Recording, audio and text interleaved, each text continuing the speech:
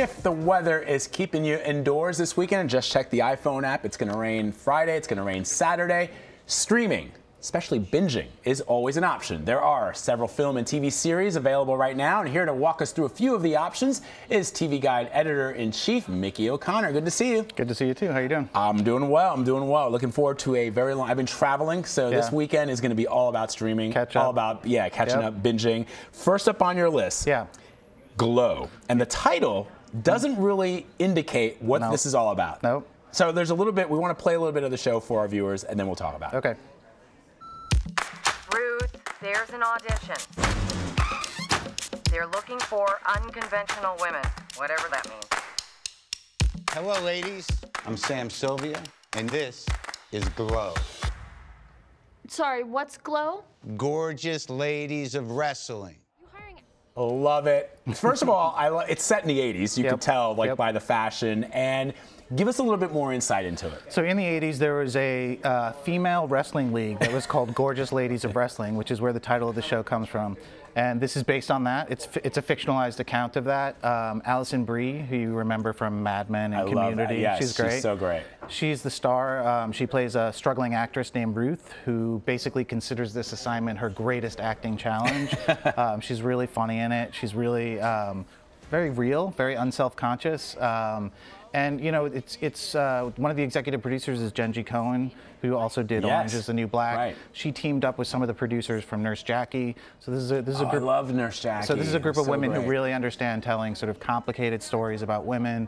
And you know, it's very similar to Orange Is the New Black in a way, because you get a little piece of each of these women's lives and how they came to be at this place, which makes it sound super serious, but it's also hilariously funny. It's really and good. People forget that in the 80s, I mean, wrestling is popular now, but there was that's when I started, like all little kids started to get into wrestling in the early 80s. It was like everyone's favorite TV show. Exactly. So, yeah. That's really, really cool. All right, so that's on the list for sure.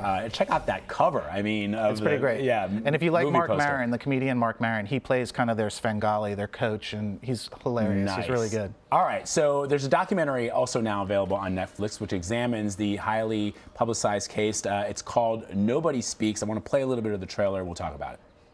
It's the first celebrity sex tape case to go to trial. It put internet privacy in a battle against freedom of the press. Gawker becomes convinced that somebody else with a different agenda is financing this lawsuit. Billionaire Peter Thiel, a co-founder of PayPal, is secretly paying the expenses of Hulk Hogan's legal fight. The story about his sexual orientation was published 9 years before this lawsuit. This is personal. He's doing this because he wants to bring Gawker down.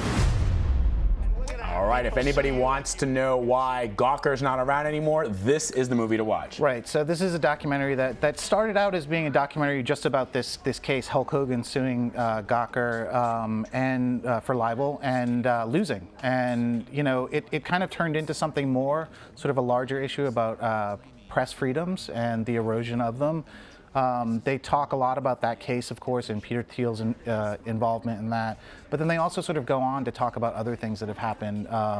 You know, the Las Vegas Review-Journal was purchased by Sheldon Adelson, who's a big gaming magnate and was someone who had received a lot of negative coverage by the paper.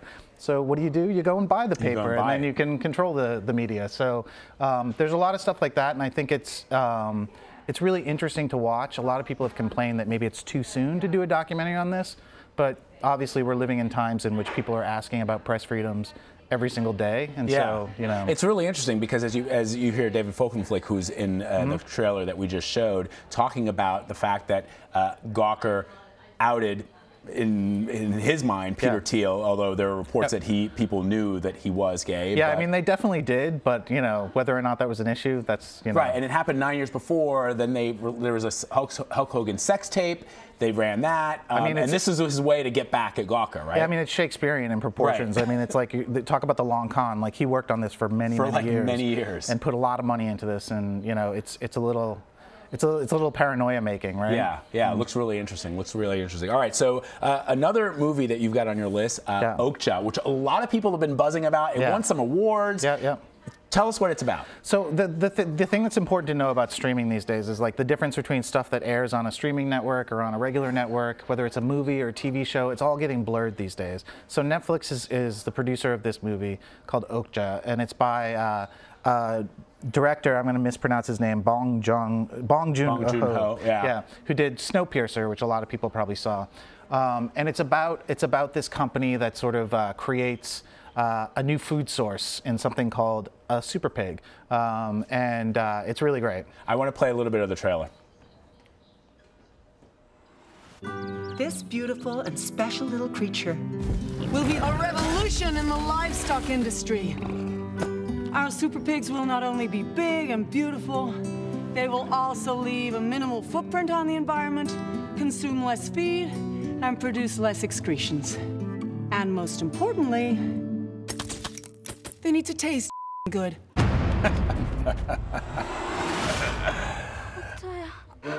I mean, this movie has so much buzz. What are people saying about it? Yeah, I mean, I think that as you saw in the trailer, Tilda Swinton, who's this director's favorite actress, she actually, you can't tell from the trailer, but she actually plays twins who run sort of a big conglomerate, and they're the ones who have invented this super pig.